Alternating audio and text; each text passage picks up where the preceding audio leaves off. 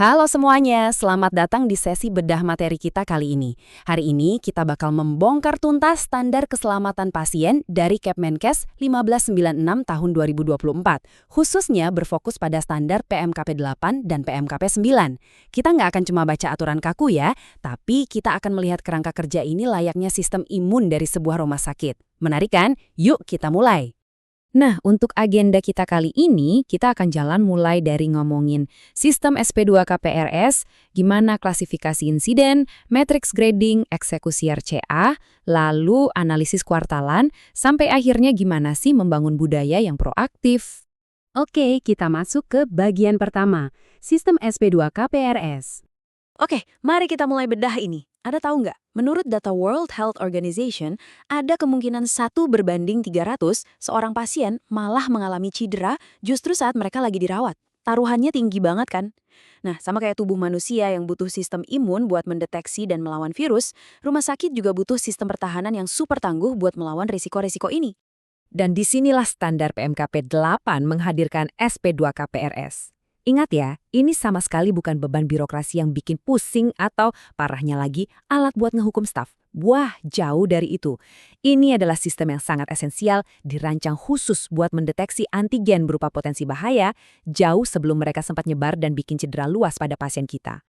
Lanjut ke bagian kedua, klasifikasi insiden. Kita harus kenal betul nih jenis-jenis bahayanya. Mari kita lihat bedanya dua istilah ini, KPCS dan KNC. KPCS atau kondisi potensial cedera signifikan itu situasi di mana potensinya gede banget buat terjadi cedera, tapi insidennya belum kejadian. Terus kalau KNC atau kejadian nyaris cedera, nah ini insidennya beneran udah terjadi, tapi untungnya berhasil dicegah sebelum sampai ke pasien. Saya mau menegaskan satu hal, melaporkan KNC atau KPCS itu bukan pengakuan dosa loh, itu justru tindakan pencegahan yang sangat heroik. Terus kita juga punya KTC dan KTD. Garis pemisah yang paling krusial di antara keduanya adalah terjadinya cedera aktual. KTC atau kejadian tidak cedera itu berarti insidennya udah sampai ke pasien, tapi syukurlah nggak ada cedera sama sekali. Sebaliknya, KTD atau kejadian tidak diharapkan adalah ketika insiden itu udah mengenai pasien dan benar-benar bikin cedera yang nyata. Dan ini dia level klasifikasi yang paling parah. Kejadian sentinel. Ini adalah peristiwa tak terduga yang sampai mengakibatkan kematian atau cedera serius dan gak ada hubungannya sama penyakit dasar pasien. Tapi, ada satu catatan penting banget yang perlu diingat. Menetapkan sebuah peristiwa sebagai kejadian sentinel gak otomatis berarti ada tanggung jawab hukum secara langsung atau murni kesalahan satu orang saja. Masuk ke bagian ketiga, matrix grading.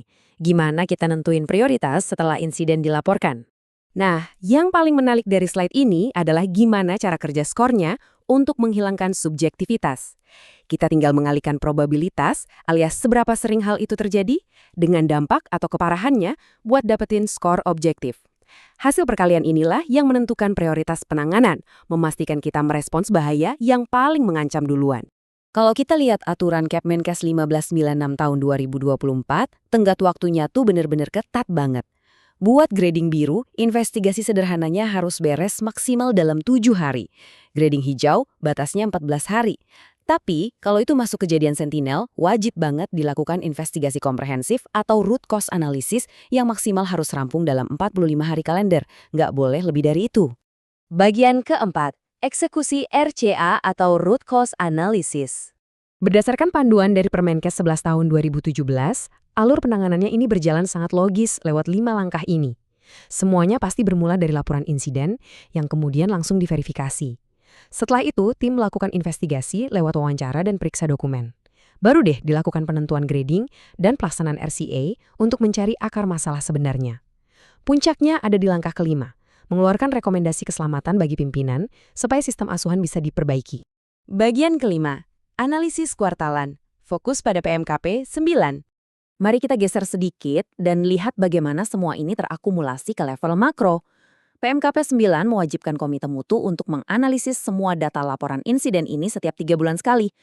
Aha momennya di sini adalah laporan-laporan insiden individu tadi berkumpul secara berkala untuk menciptakan kekebalan jangka panjang institusi kita.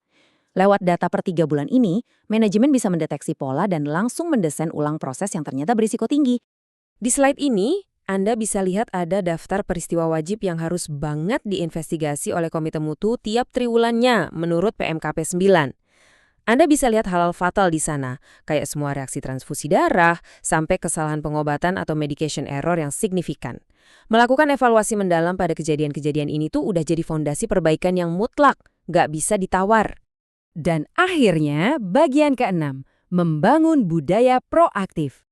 Dan ini benar-benar memberikan gambaran brilian tentang bedanya mindset organisasi. Di budaya kerja yang reaktif, ya semua orang berpanik dan sibuk bergerak kalau udah ada pasien yang terluka. Tapi dalam budaya generatif, keselamatan itu benar-benar jadi denyut nadi dari misinya. Intervensi dilakukan secara proaktif berdasarkan data pelaporan tadi. Dalam budaya ini, staf nggak akan sekedar diam aja saat ngelihat ada sistem yang rusak. Untuk menutup sesi kita, saya mau ninggalin satu pertanyaan yang lumayan menohok nih. Apakah di unit Anda saat ini staf melaporkan insiden karena pengen belajar? Atau malah diam-diam menyembunyikannya karena takut disalahin? Ingat ya, SP2KPRS lewat standar PMKP 8 dan 9 ini bukan tentang nyari siapa yang salah, tapi tentang mencegah siapa yang bakal jadi korban berikutnya. Yuk kita gunakan kerangka ini buat membangun lingkungan pelayanan yang transparan dan aman buat pasien. Terima kasih banyak udah menyimak sesi bedah materi ini. Tetap semangat dan sampai jumpa.